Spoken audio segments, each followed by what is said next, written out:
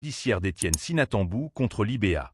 Les juges Véronique Kwokin Siongyen et Karuna Gunesh Balagué, siégeant en Cour suprême, ont refusé le livre tout appli fort judicial review à Étienne Sinatambou dans un jugement rendu jeudi. Étienne Sinatambou avait logé à l'Independent Broadcasting Authority, IBA, pas moins de 20 plaintes contre certains médias, dont 15 contre Top FM. Mais l'IBA avait rejeté ces plaintes et en avait informé Étienne Sinatambou dans une lettre en date du 18 août 2021.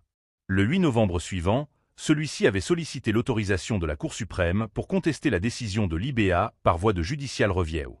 Toutefois, les juges se sont alignés sur l'objection de l'IBA que la demande de judicial review par Étienne Sinatambou n'a pas été faite promptement, malgré qu'il ait respecté l'échéance de 3 mois prévue sous les Rules of the Supreme Court pour loger toute demande de judicial review. Les juges n'ont pas été convaincus des explications d'Étienne Sinatambou, à savoir pourquoi il lui a fallu 81 jours pour loger sa demande de judicial review, alors que la décision de l'IBA, comme explicité dans sa lettre, était concise et claire. Les juges diront. We find that the applicant has not acted with the promptness to be expected in the circumstances. Le livre tout appli fort à judicial review a ainsi été refusé à Étienne Sinatambou, qui devra aussi assumer les frais de justice dans cette affaire. Un jugement qui marque un tournant dans les relations entre l'Independent Broadcasting Authority, IBA, et les acteurs politiques. Jeudi dernier, la Cour suprême de Maurice a rendu un verdict très attendu dans l'affaire opposant l'ancien ministre Étienne Sinatambou à l'Independent Broadcasting Authority, IBA.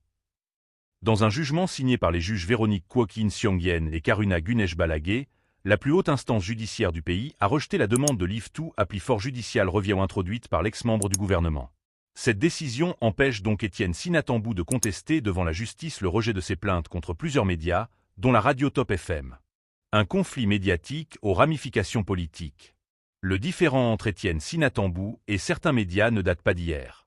Figure controversée de la scène politique mauricienne, il a souvent eu des échanges tendus avec la presse, notamment avec les journalistes qui l'accusent d'être biaisés ou partiaux dans leur traitement de l'information.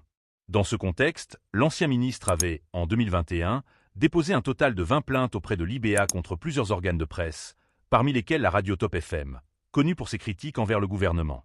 Sur ces 20 plaintes, 15 visaient directement Top FM, que Sinatambou accusait d'avoir enfreint les règles de diffusion et de manquer d'objectivité. Cependant, après examen, l'IBA avait rejeté l'ensemble des plaintes et informé l'ancien ministre de sa décision par le biais d'une lettre datée du 18 août 2021. Face à ce refus, Sinatambou n'avait pas baissé les bras. Il avait entrepris